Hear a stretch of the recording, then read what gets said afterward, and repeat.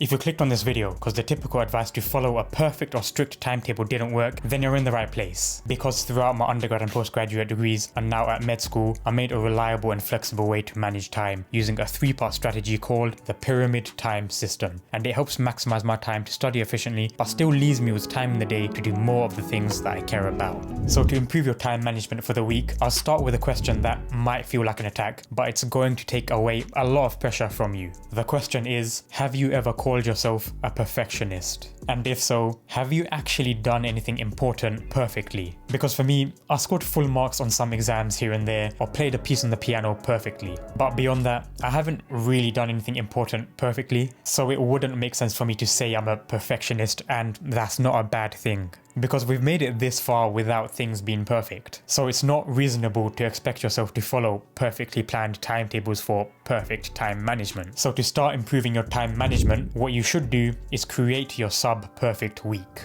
And that's by writing down what you'd want to do in a perfect week and what you've actually been doing in the past few weeks. Then find a middle point that's a slight improvement from your past few weeks. And I'm not going to ask you to plan for more than a week ahead, because I know random things come up last minute for students. So for me, some things I'd do in a perfect week would be going to the gym 5 times a week, practicing the piano 5 times, studying 5 times, reading 5 times, and making a video every week. But realistically in the past, I've compromised on one thing or another. So now, I gradually just add 1 day of piano or gym again to progress towards that sub-perfect week. So if you're at school or uni, this could be adding another topic to go through in the week, or even spending more time on a hobby you have. These gradual additions are specific to what you're comfortable with. And over the days, it's going to compound your time management so that you get close enough to that perfect week. So now you have an idea of what's a realistic improvement to manage time over the week. But how can you manage time better on a day-to-day basis? So there's 2 parts to this, and the second part's going to give you a lot of freedom that a calendar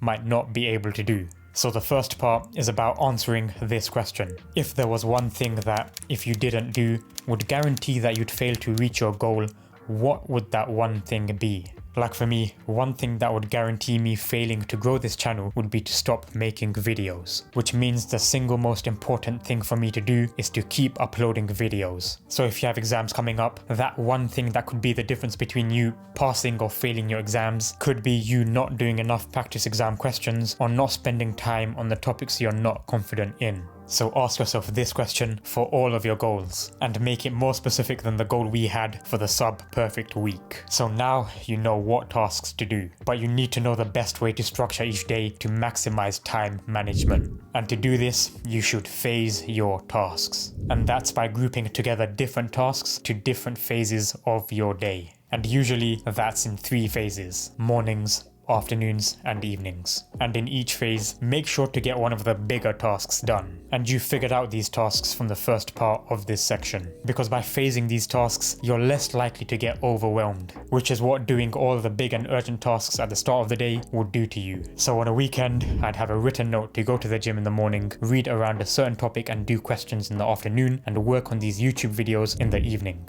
And I'll have the note in front of me as a reminder. And on weekdays when we have uni or school, split the day into an hour before uni or school, after uni before dinner, and then after dinner. One of the reasons this phased approach works well is because, yeah, with a calendar, you might schedule in 2 hours to study, but then how long does getting into focus take? Or what if a certain topic takes longer or shorter than you thought? This phased approach gives you space for flexibility without running into the next phase of the day. And now for the third part, how do you effectively manage time for the hours within a phase and for all the other smaller tasks? There's 2 parts to this, and doing them both is how you can literally save hours every day. So usually when people use a calendar, they somewhat randomly block in some time for studying or something else. But in my videos, I try to give personalized advice where the different parts of the strategy work together. So the first thing you need to do is figure out how long each big task in a phase takes. Because let's say with gym, I have to include the walk to the gym, being at the gym, and walking back, which ends up at around 2 hours even if gym itself was only 1 hour. So for studying, you might plan to study for 2 hours, but the time it takes to get into deep focus means you spend a bit longer to get through what you're studying. But when you figure out how long each of these big tasks take, you'll have an idea of how much time you have left over at the end of each phase. And this gets us to the next part, which is batching small tasks. At the start of each day, write a note of all the small tasks you can think of. And when you have spare time at the end of a phase, go through these small tasks in batches. It's exactly how I'm able to reply to most of you in the comments. I reply in this gap of time towards the end of a phase. And usually when I'm trying to be extremely efficient, I'll study flashcards when I rest at the gym in between my sets or even on the train. So for you, these smaller tasks might be to check your emails, to organize your notes for the next phase, or to tidy your room.